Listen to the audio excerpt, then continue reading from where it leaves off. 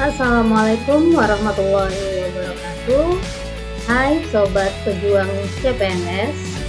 Di video kali ini kita akan membahas tentang soal tes CPNS, khususnya tes SKD pada bagian tes wawasan kebangsaan. Berdasarkan Kepmenpan RB nomor 1023 tahun 2021 tentang nilai ambang batas seleksi kompetensi dasar pengadaan pegawai negeri sipil tahun anggaran 2021, tes wawasan kebangsaan ini bertujuan untuk menilai penguasaan, pengetahuan, dan kemampuan sobat-sobat dalam mengimplementasikan nasionalisme, integritas, bela negara, pilar negara, serta bahasa Indonesia.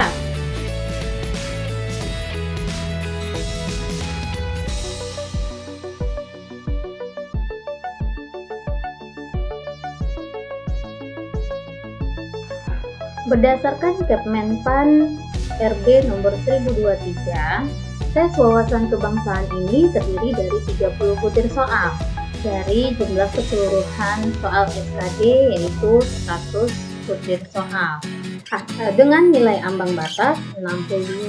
Artinya, sobat-sobat pejuang CPNS memiliki target jawaban benar adalah sejumlah 13 soal. Untuk itu, stay tune di video ini untuk membahas beberapa contoh soal CPNS khususnya di TWK tahun 2021.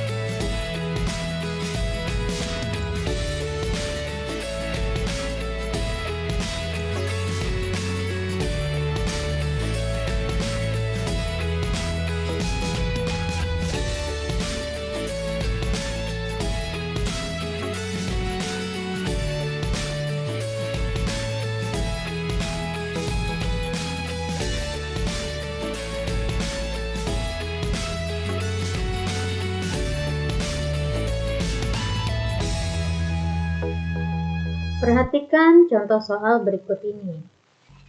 Membina persatuan dan kesatuan dihubungkan dengan semboyan Bhinneka Tunggal Ika. Mengandung makna bahwa A. Dalam bergaul harus dapat menyesuaikan diri. B. Kebudayaan daerah harus terus dilestarikan. C. Dalam pergaulan tidak boleh membedakan suku. D. Kebudayaan masyarakat tidak tergantikan budaya lain. E. Keanekaragaman tidak mungkin dipersatukan.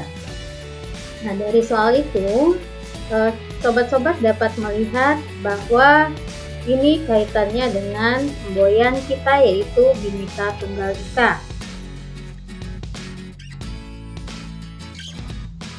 Kita ketahui bahwa Bhinneka Tunggal Ika artinya meskipun berbeda-beda tapi tetap satu kesatuan.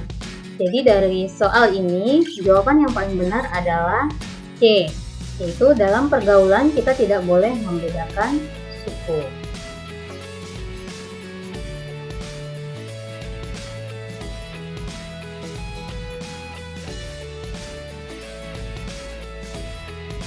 Baik, kita masuk ke contoh yang kedua, masih di soal tes wawasan kebangsaan. Perhatikan contoh berikut ini. Pak Suyatno adalah orang yang sombong. Ia selalu menilai orang dari kekayaan dan kedudukannya. Sikap Pak Suyatno bertentangan dengan sila A. Ketuhanan yang Maha Esa, B. Kemanusiaan yang adil dan beradab, C. Persatuan Indonesia, D. Kerakyatan yang dipimpin oleh hikmat kebijaksanaan dalam permusyawaratan perwakilan, E. Keadilan bagi seluruh rakyat Indonesia. Ayo sobat-sobat, silahkan pilih jawaban dulu sebelum kita bahas bersama-sama. Sifat Pak Suyatno ini sangat bertentangan dengan kemanusiaan yang adil dan beradab yaitu sila kedua. Adapun beberapa sifat lainnya yang bertentangan dengan sila kedua yaitu mementingkan diri sendiri, mencela hak dan kewajiban orang lain, membenci orang lain, tidak mau bergotong royong, dan tidak mau menolong orang yang sedang kesusahan. Baik, kita lanjut ke soal berikutnya, yaitu contoh soal ketiga tes wawasan kebangsaan.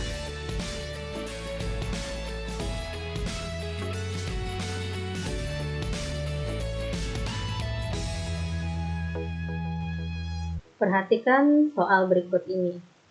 Pembangunan yang dilaksanakan mengacu pada standar nilai Pancasila adalah maksud dari A. Pancasila sebagai ideologi terbuka, B. Pancasila sebagai ideologi tertutup, C. Pancasila sebagai nilai instrumental, D. Pancasila sebagai dasar negara, E. Pancasila sebagai paradigma pembangunan. Nah, dari soal ini jelas sekali bahwa jawaban yang benar adalah Pancasila sebagai paradigma pembangunan. Karena di dalam soal diminta adalah pembangunan yang dilaksanakan mengacu pada nilai Pancasila.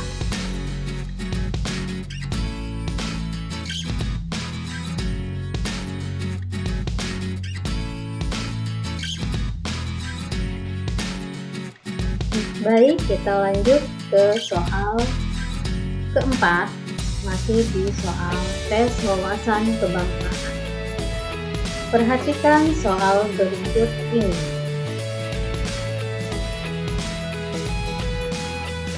Berikut ini yang termasuk dimensi realitas sila ketiga Pancasila, kecuali A. Menghindari sikap kausisme primordialisme secara tepat, B. Memajukan pergaulan demi kemajuan bangsa, C.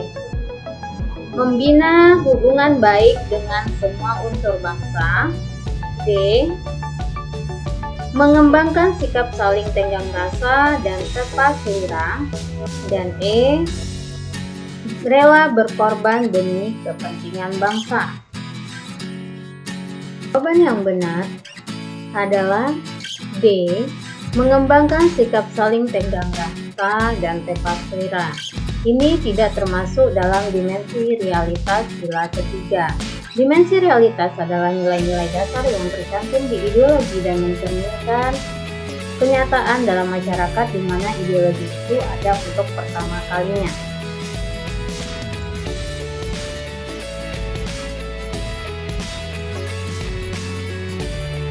Contoh soal kelima, tes wawasan kebangsaan. Perhatikan soal berikut ini.